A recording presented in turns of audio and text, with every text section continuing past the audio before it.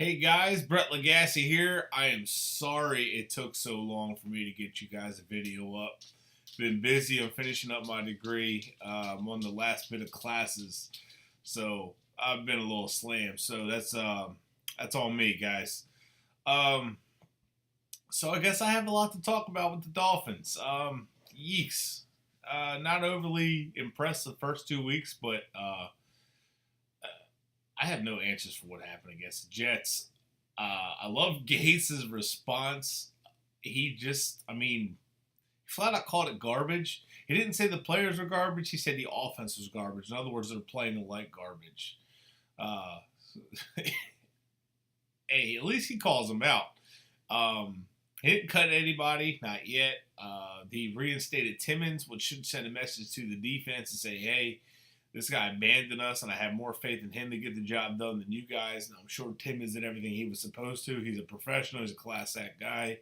I'm sure he did everything he was supposed to do in order to get back on the team. Looking forward to having Timmons back Sunday against the Saints. That is a powerful offense. Anytime you go against Drew Brees, it's scary. I don't care how bad the Saints are. As long as they have Drew Brees at the helm, you better be ready to go. So I'm hoping they get a little better this week. Hope they play a little better defense. Kobe Fleener, I know he hasn't been having a great year, but tight ends kick Miami's butts. Hunter Henry hasn't done much all season, but he kicked Miami's butt. So Austin Seferian-Jenkins, the guy who was a bust from Tampa Bay, had a pretty decent game against the Dolphins for New York. So this stuff, it happens. So the Dolphins have been struggling to cover tight ends since, it's been a long time. It goes all the way back to Sperano. That's how long. I've watched the tight ends just torch the Dolphins. So Kobe Fleener worries me a little bit this week. So let's recap a little bit against the Saints. Against the Chargers. One thing I noticed a lot of miscommunication, and I don't know what's going on. I know Rashad Jones, I watched the play where Keenan Allen was lined up to the left side of the offense in the slot. And Philip Rivers called him in motion. Now, I'm watching the coach's film, so I'm seeing it from the defense's perspective, which is pretty cool. And he calls Keenan Allen in motion. Now, at this point, Byron Maxwell is lined up, head up over Hunter Henry. Now, that's not a terrible mismatch because Byron Maxwell has some size, but, Hunter Henry is a big guy, so he's going to be able to shield out just about anybody that's not a big linebacker. So, Hunter Henry's not a bad tight end, so don't think I'm saying that, but against Byron Maxwell, not a really favorable matchup in my opinion. Not a terrible matchup either, but anyway, Rivers calls Allen into motion to the right side of the offense, left side of the defense. So what should happen is Keenan Allen's lined up wide, so Maxwell should automatically kick out to the receiver. Rashad Jones take the tight end because Rashad Jones came in motion with Allen. Naturally, should be common at a safety like Rashad Jones should take the tight end, and a corner should take the receiver. That's just better matchups all around. Rashad Jones is a little bit stronger than Maxwell, can get more physical with Henry, and be a little bit more able to match up with his strength. And Maxwell should be able to match up with the athleticism at Keenan Allen. Now, Keenan Allen's a good receiver and all, but he should have been able to match up. However, what ended up happening was at the snap of the ball, Rashad Jones was trying to get Maxwell to push out, and he didn't. Snap the ball, easy running catch for Keenan Allen to get the first down. And you just got to think, that communication's got to get better. They shouldn't be second guessing that. Maxwell, Jones knew immediately, I'm in motion. I got a tight end, Maxwell kick outside. Well, Maxwell didn't get it. So that communication's got to get better. They got to practice this stuff. Philip Rivers, he commands at the line of scrimmage. He is a very smart quarterback, very underrated. For some reason, he's still underrated. But when you face guys like him, he's calling out protection. He will see. If there's a flaw, he's going to find it. And Philip Rivers is a very good quarterback. And guess who the quarterback that he learned from, we got this week, Drew Brees. Drew Brees is going to do the same things. He's going to see a mismatch. He will exploit it. He will audible it. He will. I mean, he has the flexibility to help. He helped Sean Payton build this offense back in 2006. So Sean Payton kind of built it around Drew Brees. They have a really good relationship there. That's why the offense is always clicking there, because him and Payton have such a good relationship. And Payton knows that, hey, I don't have to tell Brees what to do. I'm basically just we're working together to play offense here. And Brees is going to find that kind of weakness. So they better get that right. And Coby Fleener's an athletic tight end, not a big tight end, but he may hurt the defense a little bit here. So Timmons is back. I'm hoping that can make a difference. I know he likes to get physical with guys at the line of scrimmage.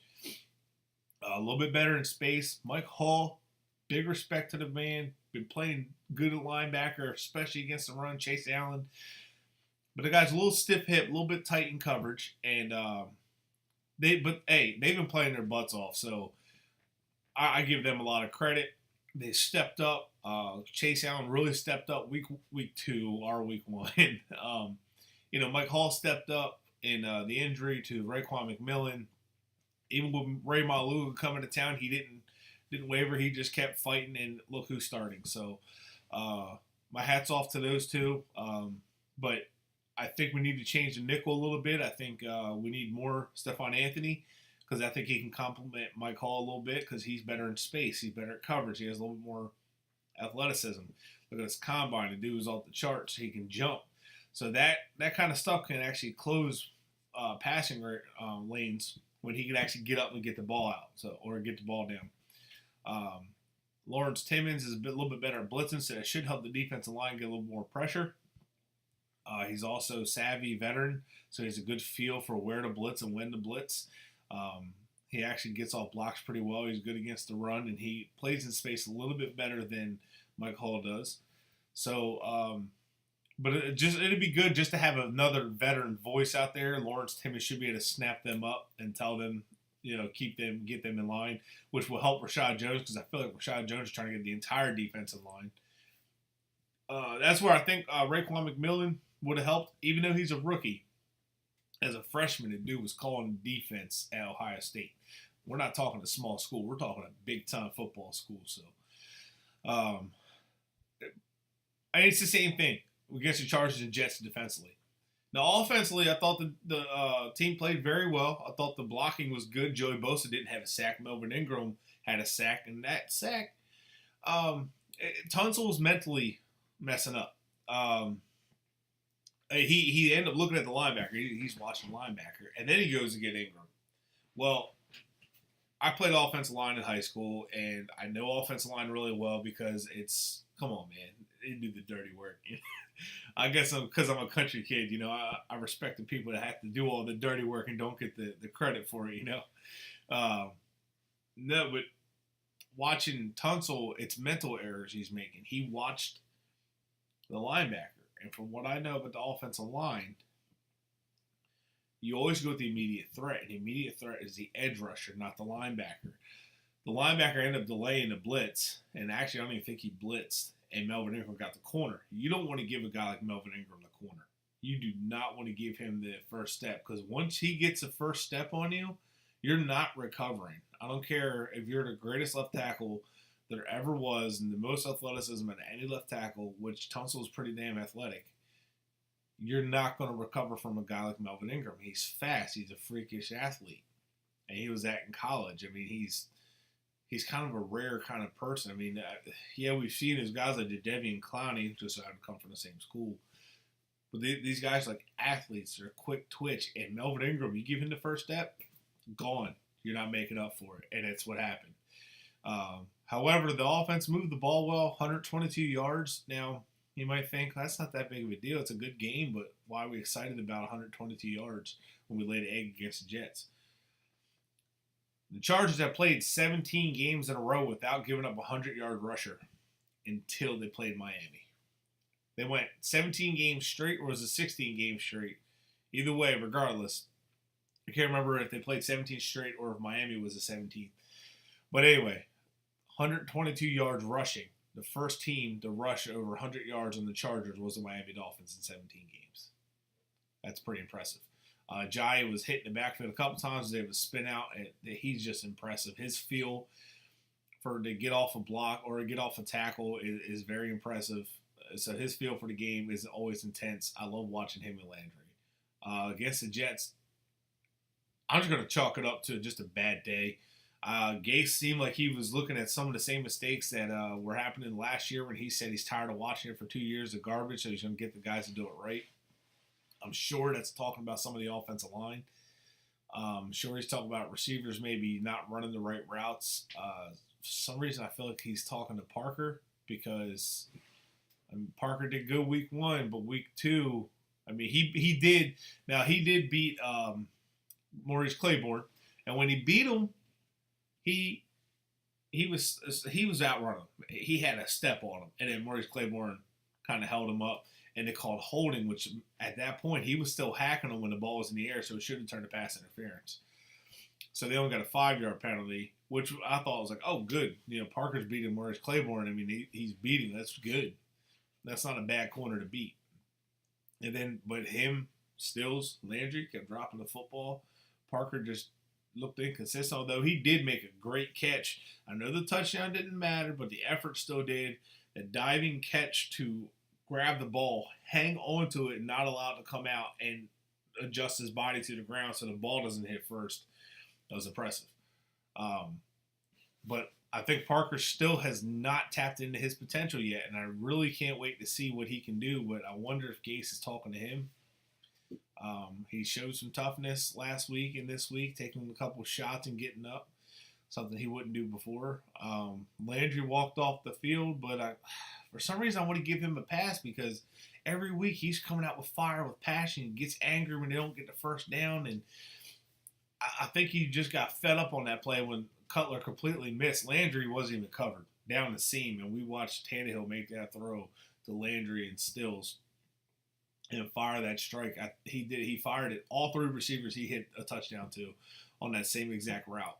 The Parker last year down the seam against the Browns, he hit Stills against the Chargers down the seam with the safety there, and Tannehill made that throw 3 times last year to all 3 receivers. So you got to think, man, Cutler did good week 1, but he's got to make those kind of throws. I mean, that touchdown could have changed the game. Who knows? But even when you're getting your butt kicked, it doesn't matter. I mean, sure, the game might be out of reach, but you're just trying to get some rhythm going for the next week. You need to get something going. You need to spark something and see what you have working for you. And they didn't do that at all. And like they mentioned on Good Morning Football, that the kind of day Miami had, this sums up the game against the Jets. Scored a touchdown the last second, and then it missed the extra point. That was the game against the Jets. Literally nothing could go right. Dropping the ball. Ajayi was hit in the backfield. Give credit to the Jets front 7. They're fast, they're young, they're athletic, they're strong. Coney Ely, Muhammad Wilkerson, Leonard Williams. And with Coney Ely, go look at his Super Bowl against the Denver Broncos. Sorry, I drew a blank. Look at what he did compared to what Von Miller did, and you're going to actually see that. Actually, he had a really good game. It's just Von Miller had an amazing game. So that's how good Coney Ely is. Muhammad Wilkerson, Leonard Williams, Darren Lee, who's explosive, fast, hard-hitting linebacker. Demario Davis, same thing. Both Darren Lee and Demario Davis both do something very well. They're extremely fast going forward, and they blitz very well, and they hit you hard. So that's the front 7. And still got the kid out of Georgia, too. I mean, they have some for some reason I can't think of his name. I even scouted him. They have some really good front 7, and then they got Jamal Adams. So let's not think the Jets' defense is terrible. Their first 2 games, I think they needed to tweak the system, and that's why they gave up so much rushing yards. This game, they did really well. Let's give credit to the Jets' defense. They just shut down. They bullied Miami's offensive line and pushed them around. Ajayi still had 11 yards at the contact, but only rushed for 11 yards. So Ajayi had nowhere to run, and I'm glad they took him out at the end of the game, put Drake in. One, again, trying to get reps to build for the next game. Got Drake reps, got him more game time reps to get him more experience. Brilliant. That's coaching. You know, I know it's easy to say, well, your team got your butt kicked, terrible coaching. Hey, but you know what? He can't play for him, and he made a good coaching decision. No point getting Jay Ajayi beat up any more than he has to be. That Jets defense isn't giving. Get Ajayi off the field, get Drake on the field. 1, see what he can do. 2, let him get some reps. And 3, try to build on to something for next week because you got a big game in London on the road again. And I like what Gay said. I don't care if you're on the road 4 weeks in a row, whatever, but all we know is we're going to line up on Sunday. If someone doesn't like it, they better check the profession. I love that. And I love the old school toughness, the mental toughness, saying, look, it don't matter the excuses. We're going to line up on Sunday. It's like, tell your bill collector, oh, I lost my job. Well, your bill still come due at this point, so you still got to pay them. You know, that's adulthood, man. That's life. You know, it doesn't matter. Things are still going to happen. Life's still going to happen no matter what's going on with you. So I like it. And the more mentally tough they can get, the better. Dolphin fans, be patient with Adam Gase. This is not Joe Philbin. This man is calling his team out. He's telling them to basically man up. He's calling a group of men in there, telling them, look, it's time to man up. And Jay Cutler said it. They're young. They're still growing. Adam Gase is still washing this team out. He's still washing the Joe Philbin era out. The making excuses after every loss. The moping around. The woe is me. He's getting rid of all of that. No more of that. So, but it keeps coming back sometimes. So Adam Gase is trying to tell him, you better earn every victory in the NFL because nothing's easy in the NFL. The Jets are supposed to go 0-16. Like I just said, talent-wise, one of the better defenses in the NFL. And you think you're just going to roll it all over them? Mm-mm. The Jets aren't a joke.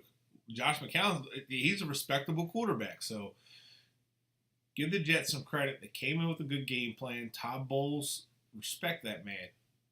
Don't discredit him. He's a good coach. Dolphin fans, you should know that. He led us to 2-1 when Sperano got fired, and he's been a respectable coach everywhere he's been. So he's a smart coach. He's got the Jets in the right position. If they get a quarterback, it's might change some things for him. So you got to earn it. And the Dolphins weren't ready to earn it. And they're going to have to earn it this week over the pond. And I hope they turn it around because like Peter Schrager said, dude, if they don't, some people might not be making that trip home. And I did agree with Nate Burleson. If you didn't watch it, watch it. Go on my Twitter account. I tweeted it or retweeted it. He said this could be a big deal. And if it's not a big deal, I mean, if this keeps happening, this could spiral out of control. Like he said, the fingers could start pointing. And that's the last thing you want to do. Now, Gase won't let the fingers point because there's no excuses. You point the finger at yourself, you look in the mirror, and you say, I didn't do enough. You don't point the finger at each other to say, hey, you did it. You did no. You lose as a team. You point to the team and say, we lost as a team. Coach is down. So things got to get fixed. I still have faith in Gase. Dolphin fans, take a page out of Aaron Rodgers' books. Relax, man. Relax. 10-6. We overachieved a little bit last year. It's okay. We might not do that great this year. We got a rough schedule. It's all right. If we go 7-9, 8-8, consider all the issues we had this year. It's okay. Gase is going to get on the right path. It takes time to build a winner, guys. Rome wasn't built overnight. All right, guys. That's it for me. That's what I had to say. This was a little longer because I had to do 2 weeks and a preview for this week coming up. Follow me on Twitter, Brett Legassi67, just like it's spelled on my YouTube account.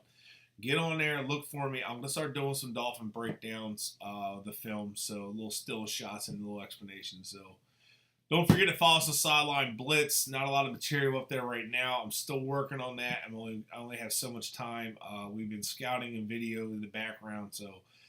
Follow us on Twitter at SidelineBlitz.com or at SidelineBlitz, and we'll get you some updates on some players and all. So it's 3 of us that post on there. It's not just me. So, all right, guys, that's it for me. Thank you for watching. The next video, I promise you, will be not even half this. Thanks for watching. See you next week.